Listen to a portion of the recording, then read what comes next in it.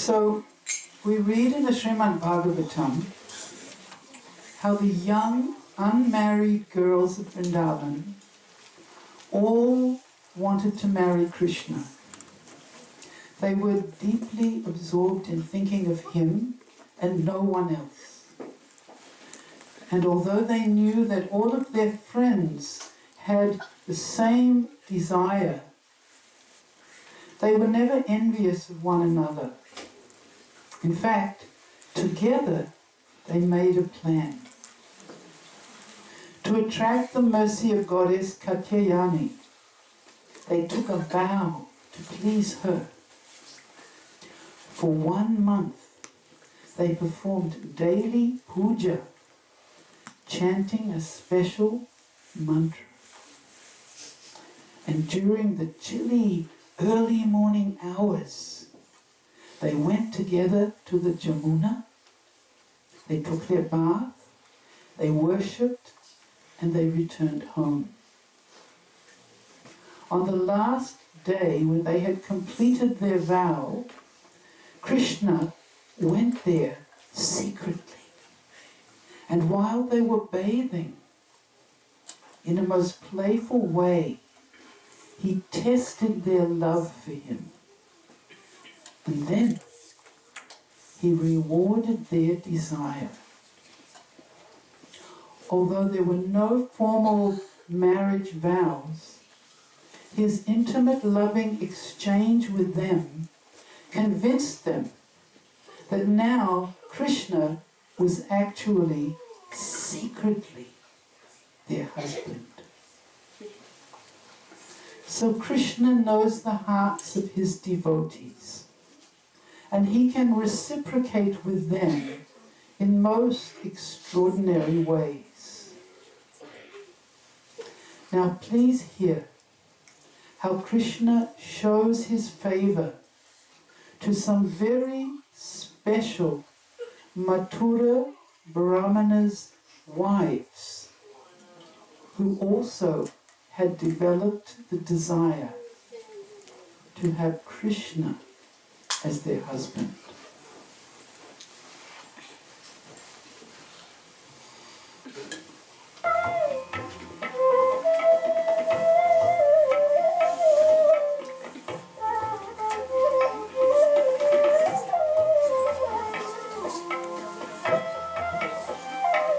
It was the hot summer season in Vrindavan.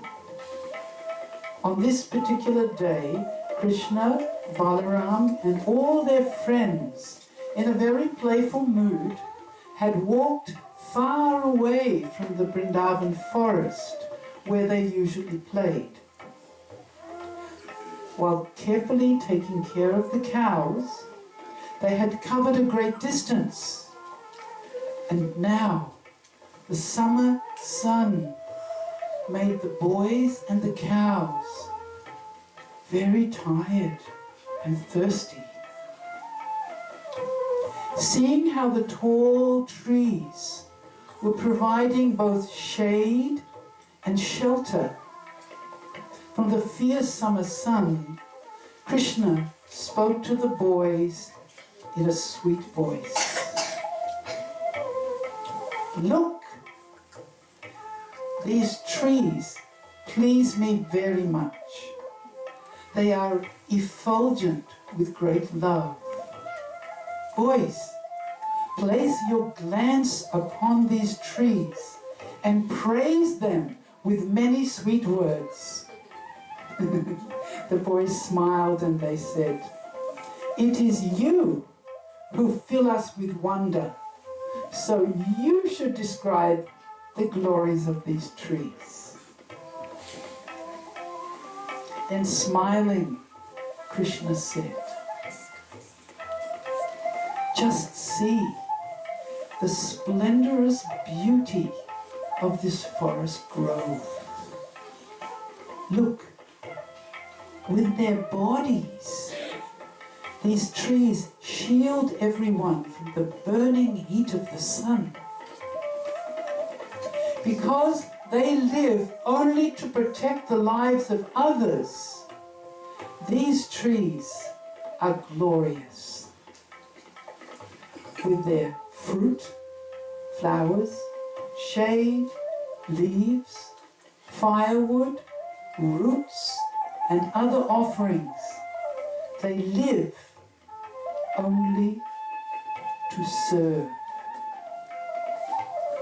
In the same way, it is the duty of all living beings to perform welfare activities with their life, their wealth, their intelligence, and their words. Human beings who act for the benefit of others are called devotees. And those who act only for their own benefit, disregarding the needs of others, only pretend to be saintly and virtuous. The cowherd boys smiled. "Oh, Krishna," they said, "you are the ruling emperor of poets. Even Brihaspati is not as eloquent as you. Whatever you say is always the most glorious." Krishna said, "That may be so, but still, one day you will personally see the truth of my words."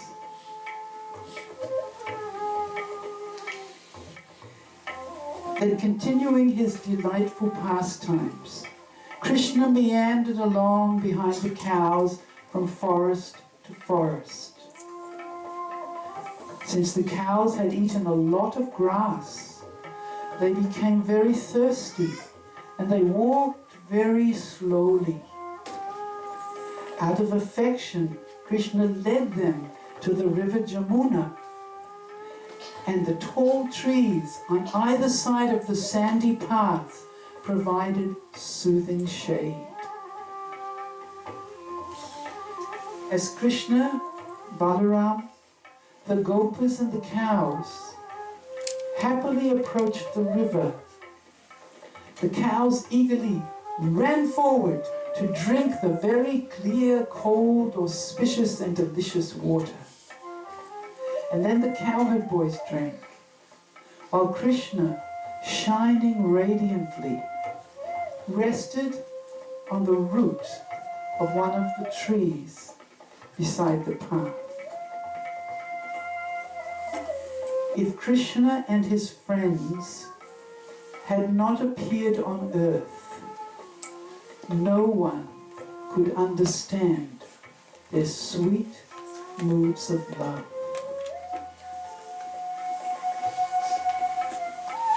Playing and roaming through the forest had also made the boys hungry, and due to hunger, they fearlessly approached Krishna. "Dear Krishna and Balaram," they said, "you are so powerful. You can kill many, many demons. But today we are being attacked by the demon of hunger. And this is greatly disturbing us. Oh, Baladev, you are very strong and handsome. And Krishna, you have powerful arms. Please, arrange something to save us." While speaking, the boys indicated their desire to go further into the forest and look to see if there was any fruit. But Krishna stopped them and said, "Suckers, listen.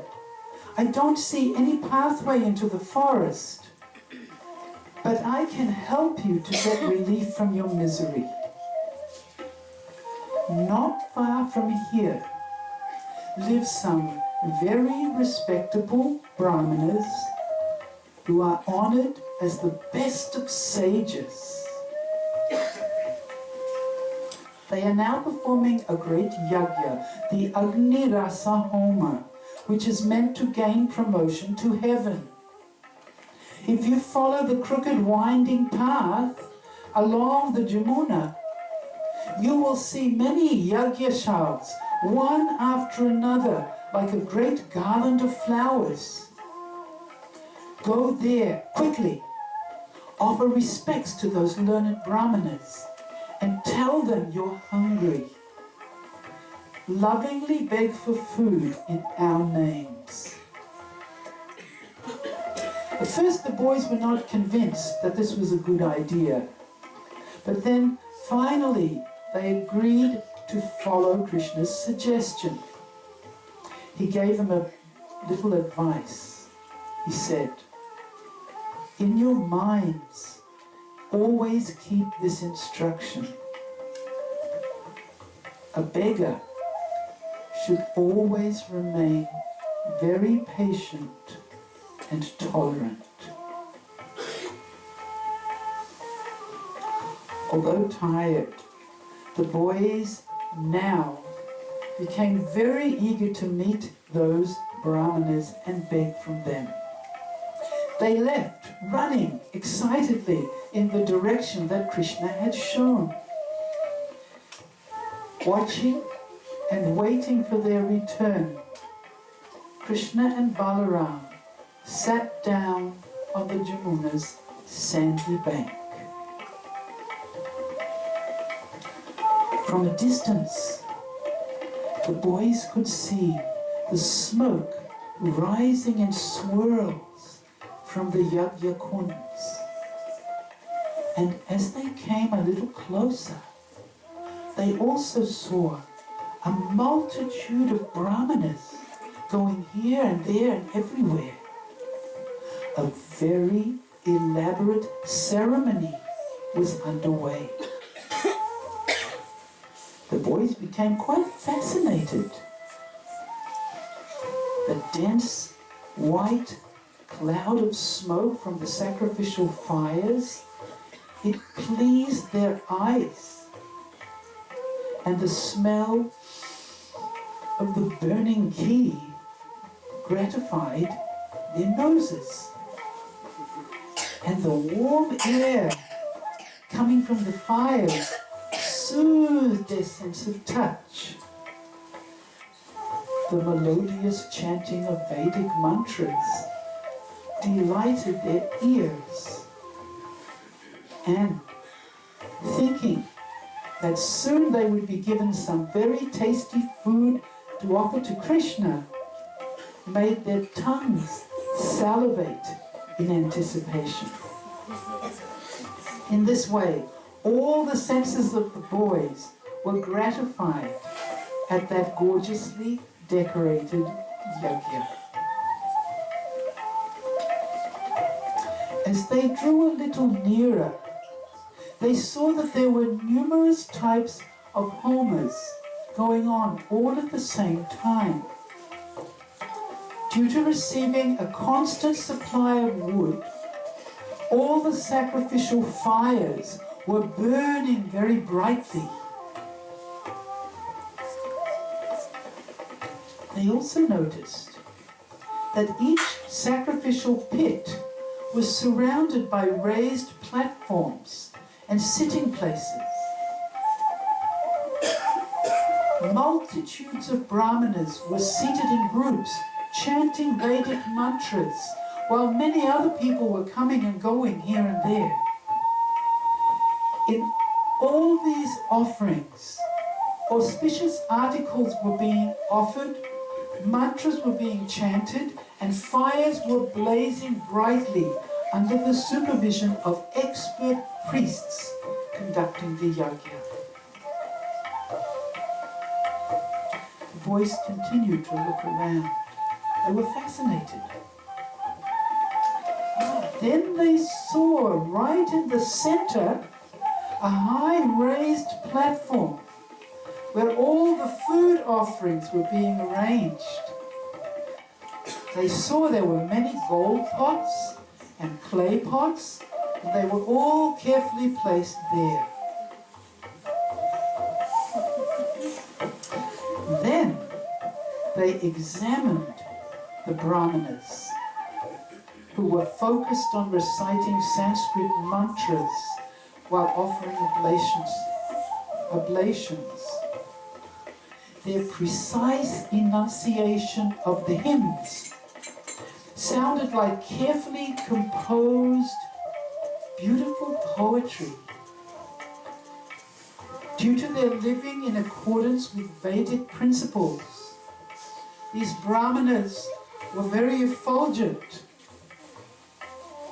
And because they were often honoring sanctified foodstuffs, they had become a little fatty.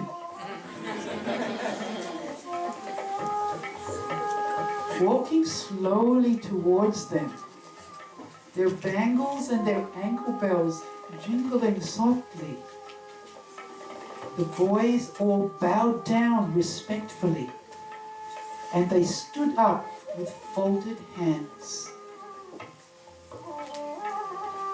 From the corner of their eyes, the Brahmanas noticed the boys and saw by their dress that they were simple cow herders. Believing in the importance of their elaborate sacrifices meant for the attainment of heaven, these Brahmanas ascended a mountain of pride, and thus they totally avoided these hungry children who made their requests with pain in their hearts. The boys said,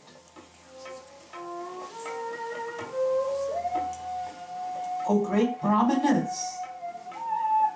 please listen. Please pay attention. We are friends of Balaram and Achyuta, and we are coming here as your guests.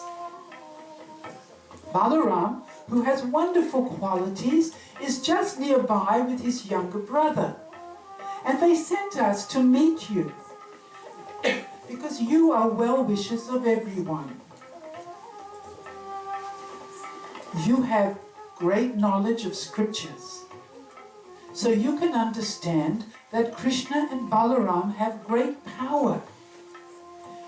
They have come very near to your very respected selves while herding their cows. Krishna is the son of Nanda Maharaj, the king of Braj, and we have come here on his order. Whatever we are asking is also the request of Balaram, his elder brother. Today we have come a great distance from Nandagram with our cows, and we have not eaten anything since morning. And we are very tired and very hungry. Thinking of you as representatives of our fathers, we have come to approach you without any shyness. We are starving, so kindly give us some food." After speaking like that, the boys remained standing with their folded palms.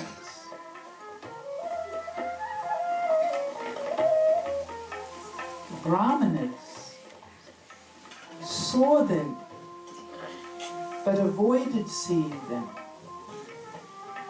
and heard them but chose not to hear the requests of the hungry boys. In fact, they remained silent as if they were deaf and dumb.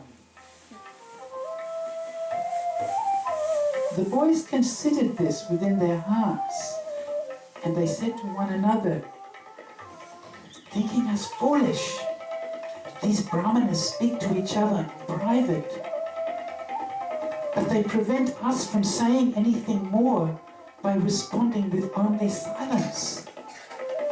But Krishna must be starving by now. Let us show them that we are not just simply uneducated children. Then the boys said, "O best of Brahmanas, we know all about yagyas. Although one should not give food at an improper time, one can take food immediately from this type of yagya. In fact, now is the ideal time to give us something. If you have faith in Krishna and Balaram, who are making this request of you, then please give us something right now. And if you do not want to give us anything, then kindly say so, and then we will return to them." In this way, the boys acted like beggars. Yet with sound logic, they established the meaning of the scriptures. Hearing their words, the Acharya Brahmanas thought, "Just see, these illiterate children are now making it their business to teach us about our duties. Instead of giving charity to Brahmanas, they are eager to take charity. Alas, Kali Yuga has certainly entered this country. Some people say that Krishna and Balaram are the lords themselves. But if that was so, then how could they be suffering from hunger and other petty needs like ordinary people?"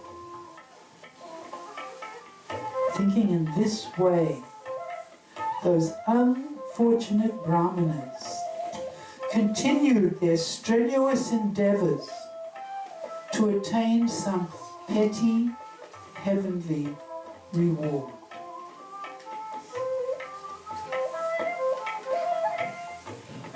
Why did they act in this way, ignoring the humble requests of innocent boys?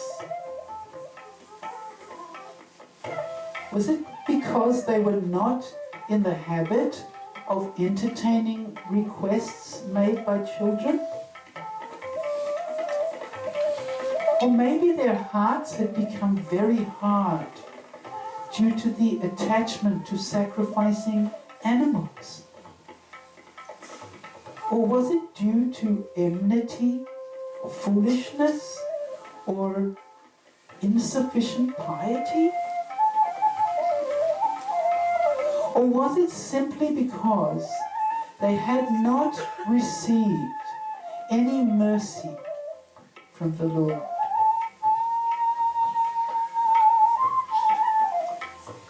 The boys stood there, their faces turned down, pale and disappointed. Understanding that the Brahmanas felt no obligation to give them anything, they looked at one another in embarrassment, and then, lamenting their failure, they unhappily returned to Krishna. Krishna saw them coming, and he went to greet them. He remained equipoised and displayed a smile on his peaceful lotus face, while they conveyed their frustration with begging. He said, "If you think that those yogic Brahmanas would not give you any charity, then it must be as you say." The boys said, "Our hearts and minds are now scattered here and there, pushed by the strong winds of those events. Seeing the quality of generosity being so dishonored in the hands of those Brahmanas, We did not want to stay there even a moment. Oh Krishna, oh friend, we brought back nothing but the smoke we momentarily inhaled. How is it that your infallible words put us into so much embarrassment? Krishna listened to the boys, and then he replied, I thought that you would have obtained charity from these Brahmanas in the same way that one obtains gifts from trees.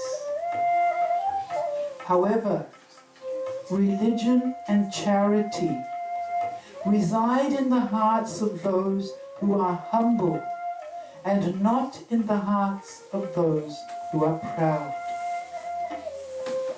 By sending you there to beg, I have established the relative excellence between these Brahmanas and trees. Then, smiling, Krishna spoke some sweet words mixed with cleverness. Boys, friends, why are you so affected by false anger? It's natural that your minds are disturbed by selfish people. They always like to cause suffering to others. But finding faults is the habit of common people. So you should not see like that. It may be that they were preoccupied with their yajna and they could not attend to you. Now, listen very carefully. You should follow my perfect advice and achieve the desired result. Those without pride do not execute dharma as proud people do. Then Krishna said, the wives of those Brahmanas are present in their houses. They are embodiments of kindness, compassion, and purity. They do not take pride in turning beggars away from their doors. These ladies consider love for me their only treasure. Tormented by not seeing me, they drink a little water every 2 or 3 days, and every 3 or 4 days they eat a few bites of food. These ladies will happily give you plenty of food to remove your hunger. Go to their private quarters and in my name ask for abundant foodstuffs. Just like desire trees, they will gratify all your cherished desires. Taking my word, go there again and beg for food.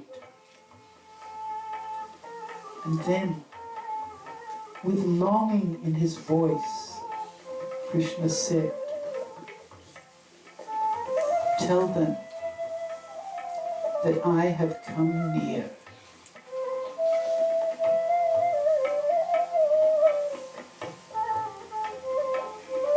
Krishna actually knew the condition of those Brahmanas' hearts.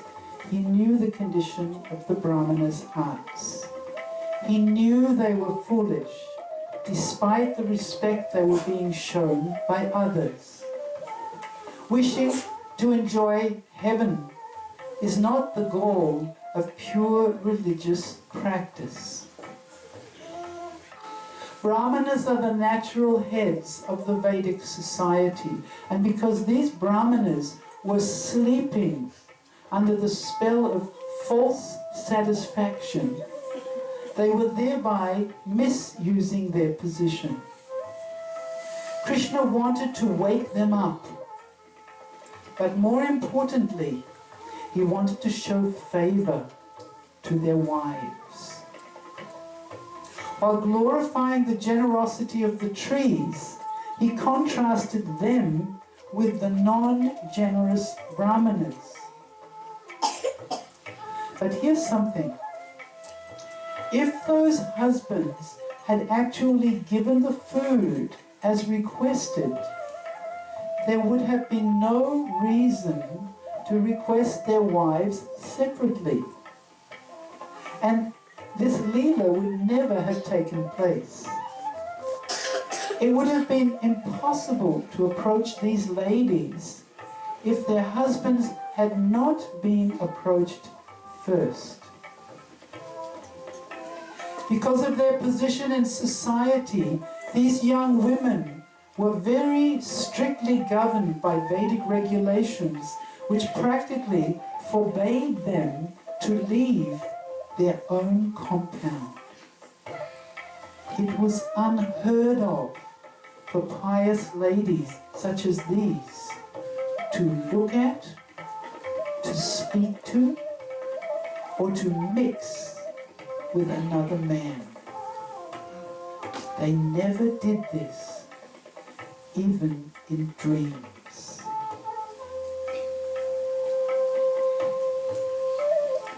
After hearing from Krishna, again the Gopas left the Ashok garden full of fresh creepers, and riding on waves of pleasure, they returned to the Yagyashala. And this time when they arrived, instead of entering the area where the Brahmanas were, they went straight to the Patnisha, or the private quarters of the ladies. These ladies had been very busy cooking first-class offerings for the yajna. Having completed all their cooking, they had bathed, dressed in fine silk cloth and golden ornaments, and sitting, thinking about Krishna, they began to talk with each other about him. Although, due to separation from Krishna, they had given up all type of enjoyments, still, their bodies shone with a radiance rivaling the glowing full moon.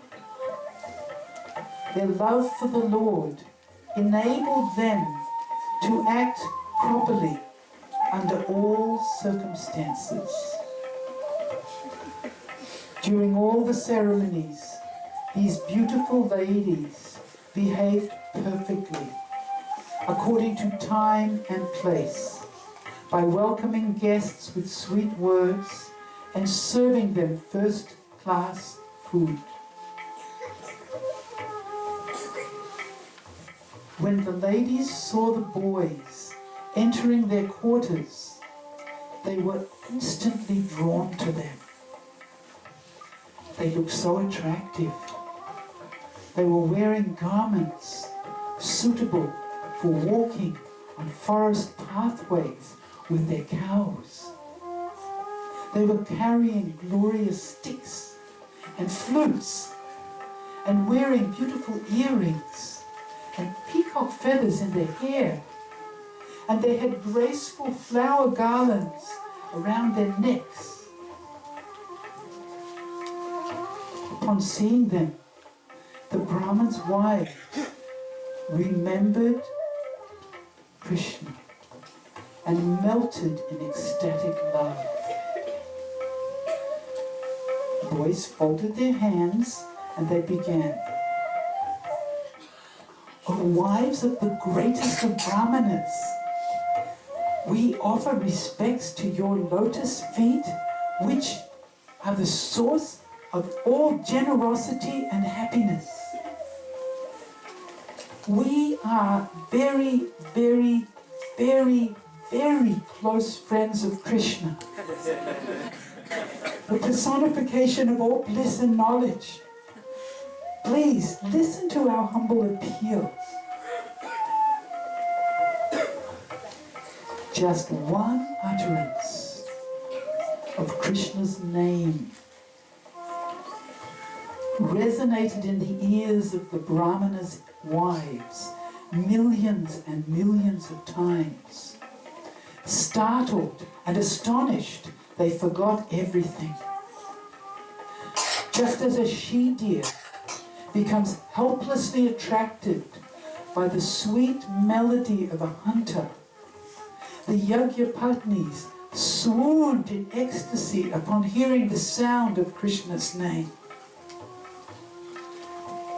These pure-hearted ladies stopped everything. Staring at the boys, they fixed their minds in meditation on Krishna, noticing that all the wives had all become stunned. The boys repeated their words for a second time. Oh, wives of the great Brahmanas, we are very hungry.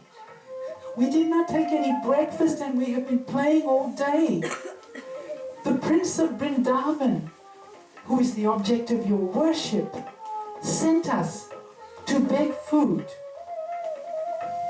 Krishna is waiting nearby with his elder brother Balaram, who always showers Krishna with joy.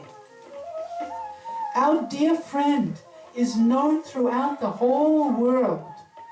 Surely you must have heard of him from the lips of great devotees.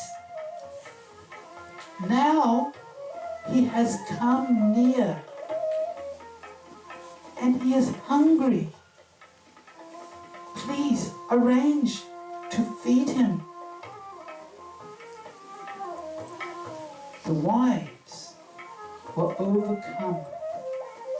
They did not know what to do. They were being torn apart by a longing to gaze at Krishna. And now before them stood his friends, more dear to him than his own life, and they were sent personally by Krishna himself. How could these ladies remain composed at such a moment? They became totally stunned. The thought of directly meeting with Krishna stole their minds. Their eyes flooded with tears, and their senses became numb and stopped working. Seeing their increasing ecstatic state, the cowherd boys were confused. Looking at one another in astonishment, they said, "Upon hearing our appeal, these respectable ladies have become mad. Their actions very strange.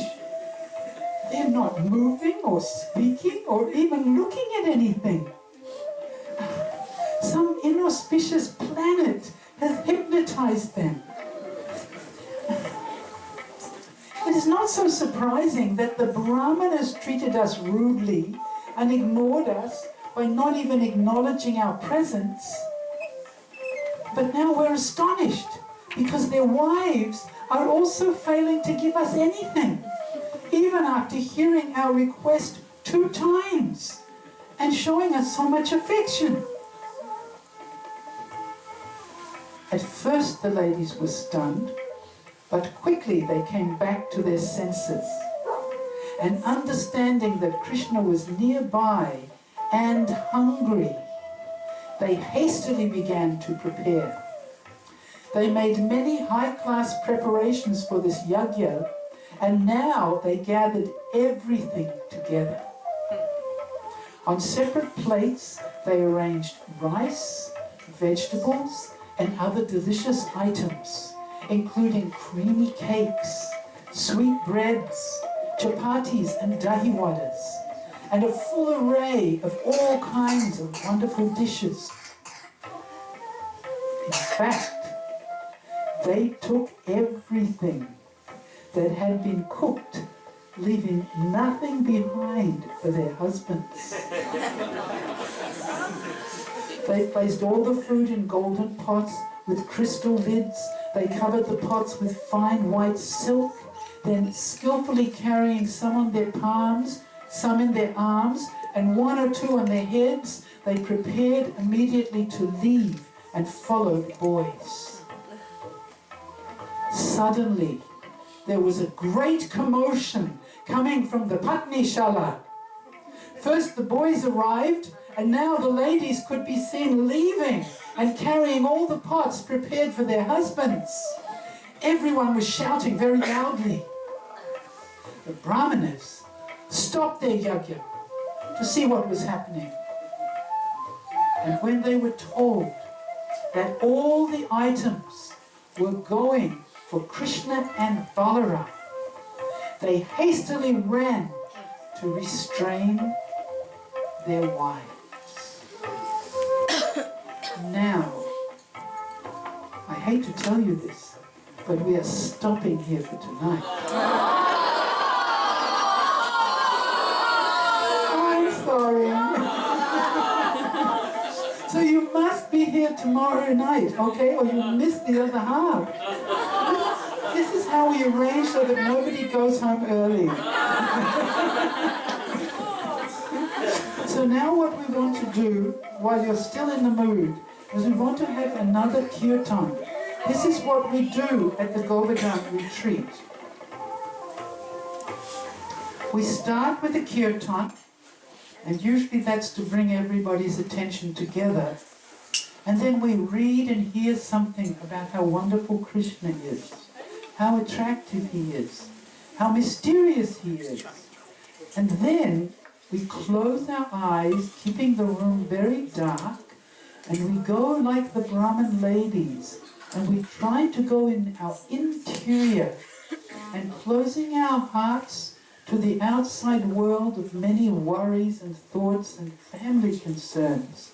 We try to capture even just one tiny moment of meditation on Krishna.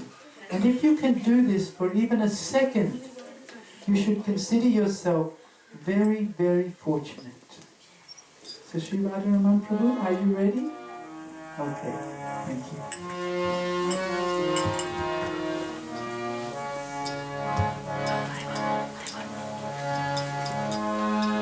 Hare Krishna, Hare Krishna, Krishna Krishna, Hare Hare,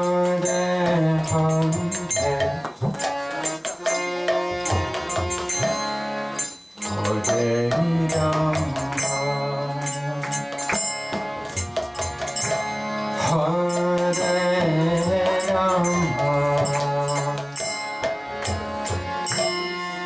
Rama Rama,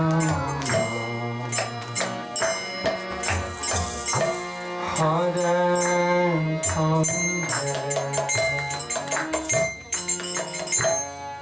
Hare Krishna, Hare Krishna,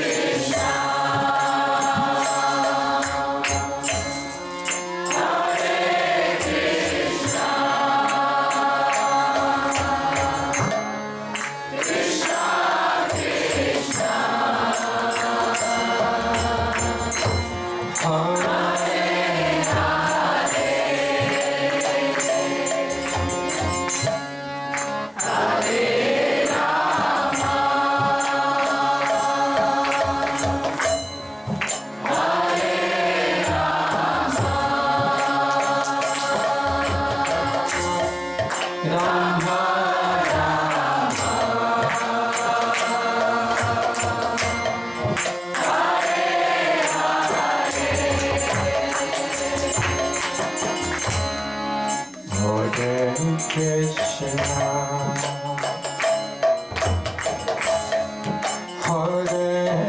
Krishna,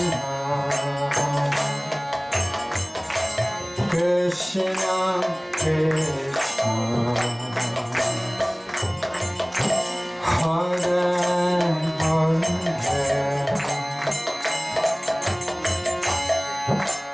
Hare Rama,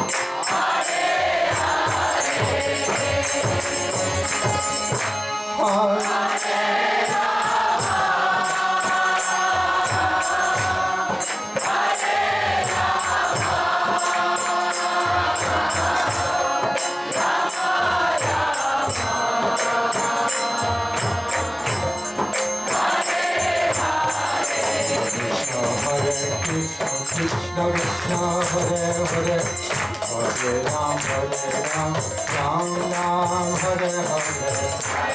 Krishna, Krishna, Krishna Hare Hare, Hare Ram, Ram Hare Hare. Krishna Krishna, Krishna Krishna Hare Hare, Hare Ram, Ram Ram, Hare Hare. Hare Krishna, Krishna Krishna Hare Hare, Hare Ram, Ram Hare Hare. Hare Krishna, Hare Ram, Hare Ram, Hare Hare.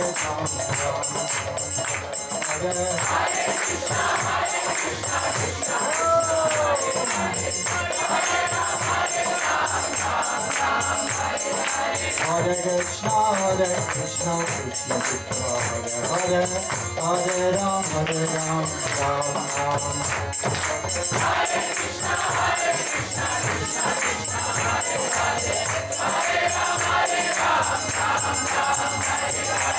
Hare Krishna, Krishna Krishna Hare Hare, Hare Ram, Ram Hare Hare. Hare Krishna, Krishna Krishna Hare Hare, Hare Ram, Ram Hare Hare. Hare Krishna, Krishna Krishna Hare Hare,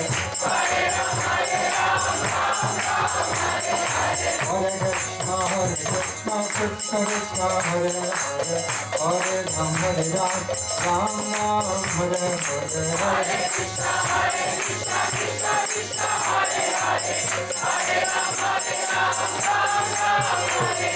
Hare Krishna, Krishna Krishna Hare Hare, Hare Ram, Ram Hare Hare. Hare Krishna, Krishna Krishna Hare Hare, Hare Ram, Ram Hare Hare. Hare Krishna, Krishna Krishna Hare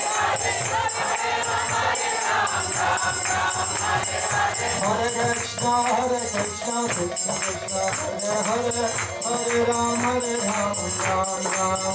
Hare. Hare Krishna, Krishna Krishna Hare Hare, Hare Ram, Ram Hare Hare. Hare Krishna, Krishna Krishna Hare Hare, Hare Ram, Ram Hare Hare. Hare Krishna, Krishna Krishna Hare Hare, Hare Ram, Ram Hare Hare. Hare Krishna, Krishna Krishna Hare Hare, Hare Ram, Ram Hare Hare. Hare Krishna, Krishna Krishna Hare Hare, Hare Ram, Ram Hare Hare. Hare Krishna, Krishna Krishna Hare Hare, Hare Ram, Ram Hare Hare. Hare Krishna, Krishna Krishna Hare Hare, Hare Ram, Ram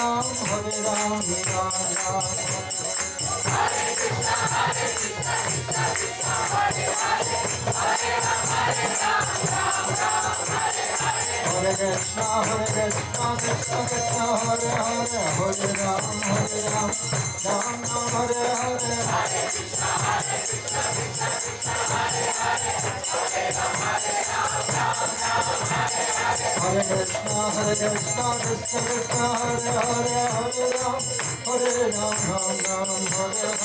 Hare Krishna, Krishna Krishna Hare Hare,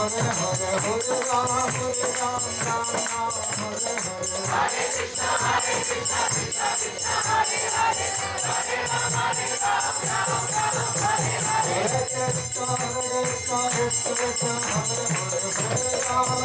Hare Hare. Hare Krishna, Krishna Krishna Hare Hare, Hare Ram, Ram Hare Hare. Hare Krishna, Krishna Krishna Hare Hare, Hare Ram, Ram Hare Hare. Hare Krishna, Krishna Krishna Hare Hare, Hare Ram, Ram Hare Hare. Hare Krishna, Krishna Krishna Hare Hare, Hare Ram, Ram Hare Hare. Hare Krishna, Krishna Krishna Hare Hare, Hare Ram, Ram Hare Hare. Hare Krishna, Krishna Krishna Hare Hare, Hare Ram, Ram Hare Hare. Hare Krishna, Krishna Krishna Hare Hare, Hare Ram, Ram Hare Krishna, Krishna Krishna Hare Hare, Hare Ram, Ram Hare Hare. Hare Krishna, Krishna Krishna Hare Hare, Hare Ram, Hare Krishna, Krishna Krishna Hare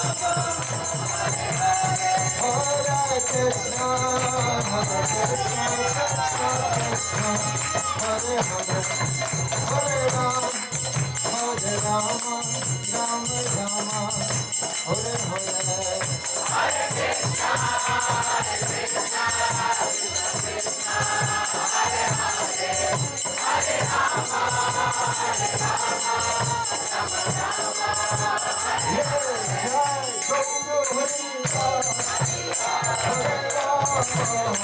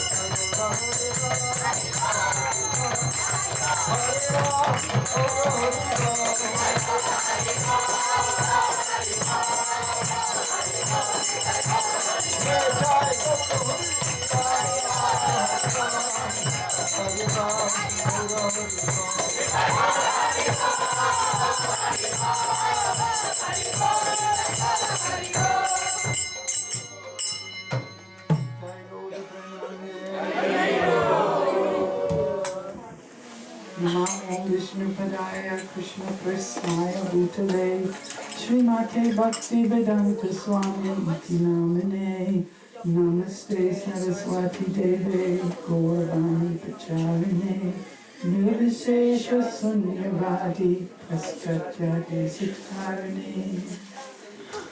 So, for the pleasure of Srila Prabhupada and all the devotees who have so kindly come and invited us as well, we now, I believe, complete our evening. Am I correct? Where's Kesava Prabhu?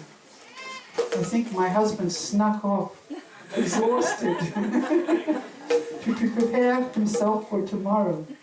So I think we will be all meeting again in the morning, and we will spend another day hearing about Krishna. It's so important to have these kind of times together where we hear in depth and concentratedly about Krishna, because how can we surrender to somebody who we do not know? And how can we know Krishna who is beyond our mind and senses? And the answer to that is that you must hear about him. And you must hear about him from people who have some experience of him.